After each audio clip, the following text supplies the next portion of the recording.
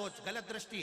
कई लोग ऐसे हैं, मंदिर के अंदर प्रवेश करने से पहले, मंदिर की मूर्ति को नहलाने से पहले, मंदिर के अंदर दर्शन करने से पहले भी किसी किसी की बुद्धि में गलत गलत विचार आने लगते हैं।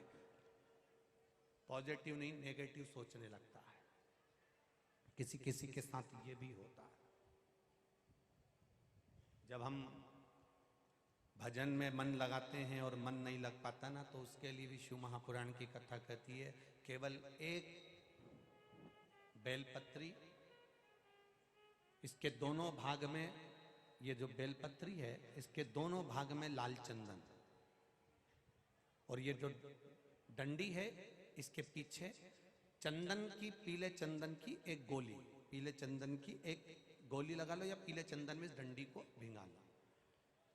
अशोक सुंदरी वाली जगह पर पत्ती का मुंह जहां से पानी बहकर जा रहा है उधर, और डंडी का मुख अशोक सुंदर वाली जगह पर जहां शिव जी का शिवलिंग है उस ओर मुख कर कर, जो ये लाल चंदन लगी हुई और डंडी में पीला चंदन लगी हुई, जो इस पत्ती को समर्पित कर देता है, मंदिर में जाने पर जिसके विवेक में गलत सोच आ जाती है, गलत बुद्धि आ जाती है, गलत सपने दिखते रहते हैं, गलत विचार आते रहते हैं, दिन रात आंख फड़कती रहती है, हर पल ये सोचता रहता है कि एक्सीडेंट ना हो जाए, ऐसा लगता है इनके साथ कुछ गलत ना हो जाए, ऐसा लगता रहता है कि बच्चे के साथ कुछ गलत ना हो जाए, उसको सोमवार की अष्टमी के दिन एक बेलपत्र, लाल चंदन दोनों पत्ती में, पीछे पीला चंदन अशोक सुंदरी वाली जगह पर समर्पित कर देना चाहिए, तो जिंदगी में वो भय और गलत सोच समाप्त हो जाए।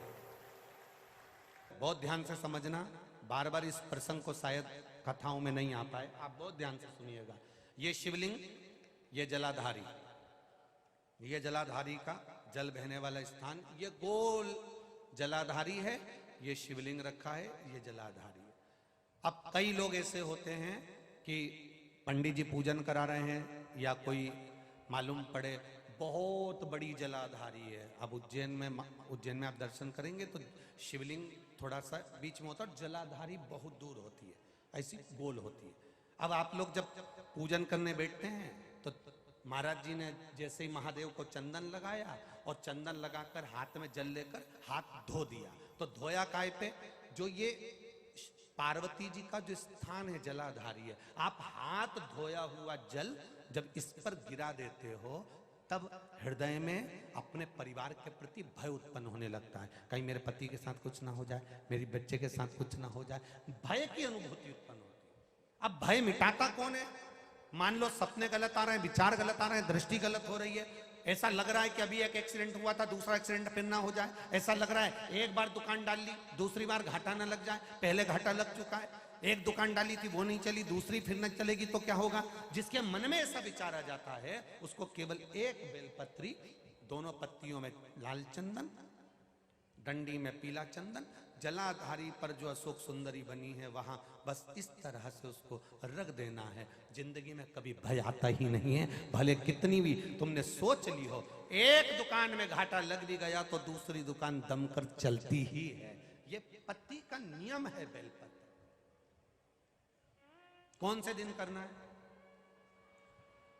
जम के बोलो, जम के जरा। सोमवार की अष्टमी।